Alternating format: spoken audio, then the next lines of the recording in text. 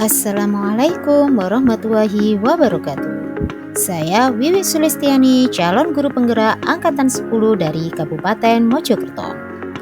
Pada kesempatan kali ini saya akan memaparkan koneksi antar materi modul 2.1, yaitu tentang pembelajaran berdiferensiasi. Sebenarnya apa sih yang dimaksud dengan pembelajaran berdiferensiasi? Yuk simak penjelasan berikut ini. Pembelajaran diferensiasi adalah pendekatan mengajar yang berpusat pada siswa, di mana guru menyesuaikan pembelajaran untuk memenuhi kebutuhan individu setiap murid. Pendekatan ini mengakui bahwa setiap siswa memiliki gaya belajar, minat, dan tingkat kemampuan yang berbeda-beda. Nah, sekarang bagaimana sih pembelajaran diferensiasi dapat dilakukan di kelas? Agar dapat melakukan pembelajaran berdiferensiasi, adapun langkah-langkah yang harus seorang guru lakukan, yaitu yang pertama, memahami tujuan pembelajaran. Yang kedua, mengetahui dan merespon kebutuhan belajar siswa. Yang ketiga, menciptakan lingkungan belajar yang aman, nyaman, serta menyenangkan. Yang keempat, melakukan manajemen kelas yang efektif. Dan yang kelima, yaitu melakukan penilaian yang berkelanjutan. Berkaitan dengan kebutuhan belajar siswa, maka kebutuhan belajar dapat dipetakan berdasarkan 3 aspek, yakni yang pertama adalah kesiapan belajar siswa, yang kedua minat belajar siswa, dan yang ketiga adalah profil belajar siswa. Pada kesiapan belajar siswa, yaitu mengacu pada pengetahuan, keterampilan, dan pengalaman yang dimiliki siswa sebagai dasar untuk mempelajari materi baru.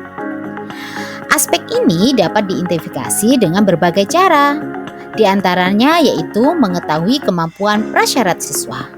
Nah, di sini kita bisa mengajukan pertanyaan, apakah siswa memiliki pengetahuan dan keterampilan yang diperlukan untuk mempelajari materi baru atau belum.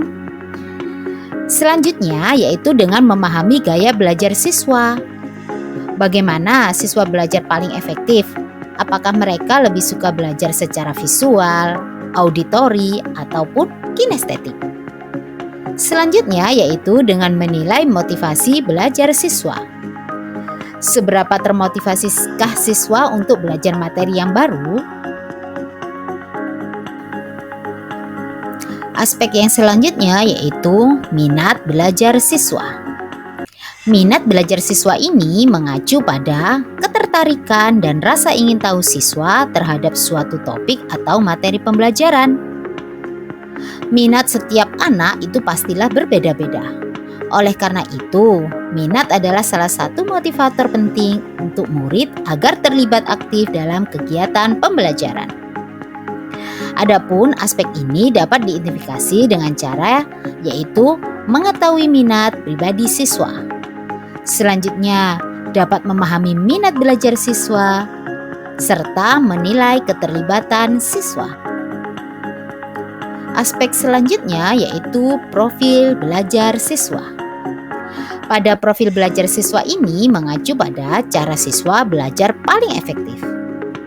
Adapun aspek ini dapat diidentifikasi dengan berbagai cara. Di antaranya yaitu mengetahui gaya belajar siswa. Nah, di sini apakah siswa itu lebih suka belajar secara visual, auditori, atau kinestetik? Langkah selanjutnya yaitu dengan memahami strategi belajar siswa. Strategi apa sih yang digunakan siswa untuk belajar? Apakah mereka menggunakan strategi yang efektif? Nah, langkah selanjutnya yaitu dengan menilai lingkungan belajar siswa. Di mana dan kapan sih siswa belajar paling efektif? Apakah mereka membutuhkan lingkungan yang tenang ataupun ramai? Memahami kebutuhan belajar siswa merupakan langkah penting dalam menciptakan pembelajaran yang efektif dan bermakna. Adapun beberapa cara yang dapat dilakukan untuk mengidentifikasi kebutuhan belajar siswa. Yang pertama yaitu dengan melakukan pengamatan kepada siswa. Nah, Dari sini kita dapat mengamati perilaku siswa di kelas, mengamati hasil karya siswa, serta mengamati komunikasi siswa baik itu secara individu maupun dengan kelompoknya. Langkah selanjutnya yaitu dengan mengidentifikasi kemampuan awal siswa. Nah, untuk mengidentifikasi kemampuan awal siswa, kita bisa menggunakan tes ataupun kuis. Selain itu, kita juga bisa menggunakan penilaian formatif maupun portofolio. Langkah selanjutnya yaitu dengan mereview dan merefleksikan praktek pembelajaran yang telah dilakukan.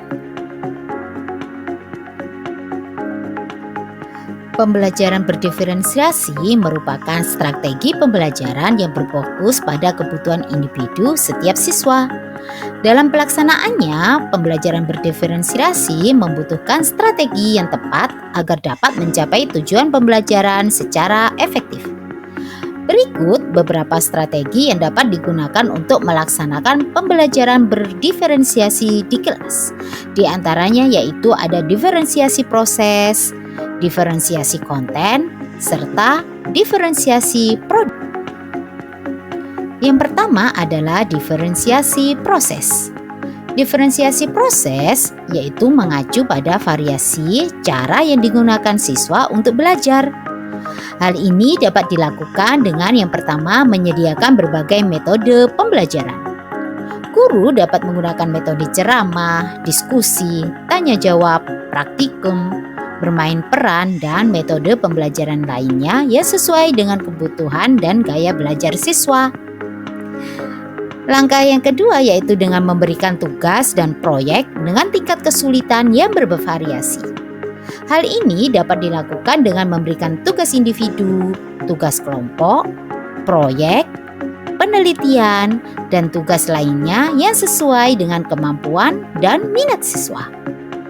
Langkah selanjutnya yaitu dengan memberikan waktu belajar yang fleksibel dan pilihan tepat belajar yang sesuai dengan kebutuhan siswa. Hal ini dapat dilakukan dengan memberikan waktu belajar tambahan bagi siswa yang membutuhkan, memungkinkan siswa untuk belajar di luar kelas, dan menyediakan berbagai tempat belajar yang nyaman bagi siswa. Strategi selanjutnya yaitu diferensiasi konten. Pada diferensiasi konten mengacu pada variasi materi pembelajaran yang diberikan kepada siswa. Hal ini dapat dilakukan dengan berbagai cara, di antaranya yaitu dengan menyediakan materi dengan tingkat kesulitan yang berbeda-beda. Materi yang lebih mudah dapat diberikan kepada siswa yang membutuhkan, sedangkan materi yang lebih sulit dapat diberikan kepada siswa yang lebih mampu. Langkah selanjutnya yaitu dengan memberikan pilihan topik atau tema yang menarik bagi siswa untuk dipelajari. Dalam hal ini, siswa dapat memilih topik yang sesuai dengan minat dan kebutuhan mereka. Langkah selanjutnya yaitu dengan menggunakan berbagai sumber belajar.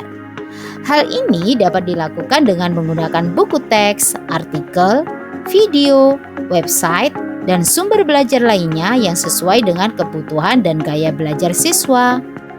Strategi selanjutnya yaitu diferensiasi produk. Dalam diferensiasi produk yaitu dengan memodifikasi tagihan produk yang dihasilkan murid sesuai dengan kemampuan yang mereka miliki, sesuai dengan konten yang telah mereka pelajari, serta proses pembelajaran yang telah mereka lewati. Adapun beberapa langkah yang dapat dilakukan yaitu dengan memberikan pilihan kepada siswa dalam mendemonstrasikan pemahaman mereka. Siswa dapat memilih untuk membuat karya tulis, presentasi, poster, portofolio, atau produk lainnya yang sesuai dengan kemampuan dan minat mereka. Langkah selanjutnya yaitu dapat dengan cara menetapkan kriteria penilaian yang jelas dan sesuai dengan tujuan pembelajaran.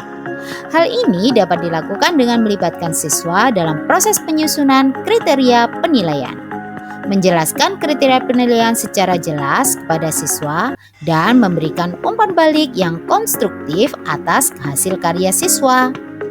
Langkah selanjutnya yaitu dengan memberikan penghargaan atas pencapaian dan usaha mereka.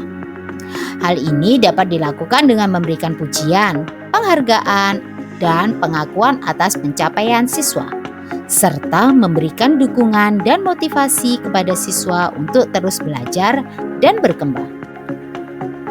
Selanjutnya, adakah keterkaitan antara materi dalam modul ini dengan modul lain di program pendidikan guru penggerak? Jawabannya tentulah ada. Adapun koneksi materi antara modul 1.1 dan 2.1. Berdasarkan filosofis Ki Hajar Dewantara, pendidikan adalah sebuah usaha yang dilakukan oleh guru untuk menuntun anak menjadi manusia yang merdeka dan mendidik mereka sesuai dengan zaman dan kodratnya. Kodrat setiap anak itu pastilah berbeda-beda, dan guru harus berusaha memenuhi keberagaman tersebut. Untuk melaksanakan pembelajaran yang dapat memenuhi kebutuhan belajar yang sangat majemuk tersebut, maka perlu dilakukan pendekatan yang disebut dengan pembelajaran berdiferensiasi yang pastinya kita pelajari di modul 2.1.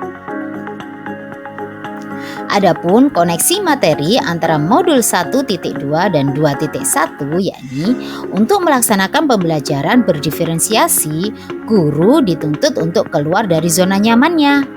Guru harus konsisten proaktif merencanakan pengajaran untuk mengakomodasi keberagaman kebutuhan belajar murid. Oleh karena itu, sebagai seorang guru perlu menghayati nilai-nilai guru penggerak, yaitu berpusat pada murid, reflektif, mandiri, kolaboratif, dan inovatif. Sehingga pembelajaran berdiferensiasi tidak lagi dianggap atau dipandang sebagai beban atau formalitas saja, tetapi menjadi sebuah prinsip dalam melaksanakan pembelajaran yang memerdekakan. Adapun koneksi materi antara modul 1.3 dan 2.1. Visi guru penggerak yang dikembangkan dalam modul 1.3 menjadi dasar bagi guru untuk menerapkan strategi diferensiasi dalam pembelajaran yang dibahas pada modul 2.1. Guru yang memiliki visi kuat akan lebih termotivasi untuk menciptakan lingkungan belajar yang inklusif dan adaptif.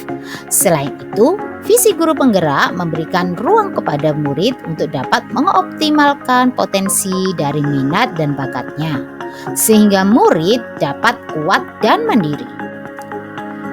Selanjutnya yaitu koneksi materi antara modul 1.4 dan 2.1. Agar dapat melaksanakan pembelajaran berdiferensiasi dengan efektif, atmosfer lingkungan belajar harus positif. Untuk membangun budaya yang positif, sekolah perlu menyediakan lingkungan yang positif, aman, dan nyaman agar murid-murid mampu berpikir, bertindak, dan menciptakan dengan merdeka, mandiri, dan bertanggung jawab. Strategi pembentukan budaya positif adalah lingkungan sekolah dengan disiplin positif. Disiplin positif adalah cara menerapkan sikap disiplin yang bertujuan untuk menumbuhkan kesadaran serta memberdayakan anak mandiri melakukan sesuatu tanpa iming-iming hukuman, sogokan, ancaman, maupun hadiah. Peran pendidik sangat penting untuk menuntun murid memiliki disiplin diri sehingga mereka bisa berperilaku pada nilai-nilai yang ada yang diakui bersama atau kebajikan universal dan memiliki motivasi. Adapun kesimpulan yang dapat ditarik yaitu secara keseluruhan modul 2.1 ini merupakan bagian integral dari program pendidikan guru penggerak yang membantu guru penggerak untuk menerapkan filosofi Ki Hajar Dewantara, nilai-nilai guru penggerak, visi guru penggerak, dan budaya positif dalam pembelajaran. Dengan demikian, guru penggerak dapat mewujudkan pembelajaran yang berkualitas dan berpihak pada murid. Demikian pemaparan dari saya. Semoga dapat bermanfaat untuk guru-guru di Indonesia. Salam guru penggerak, tergerak, bergerak, menggerakkan. Wassalamualaikum warahmatullahi wabarakatuh.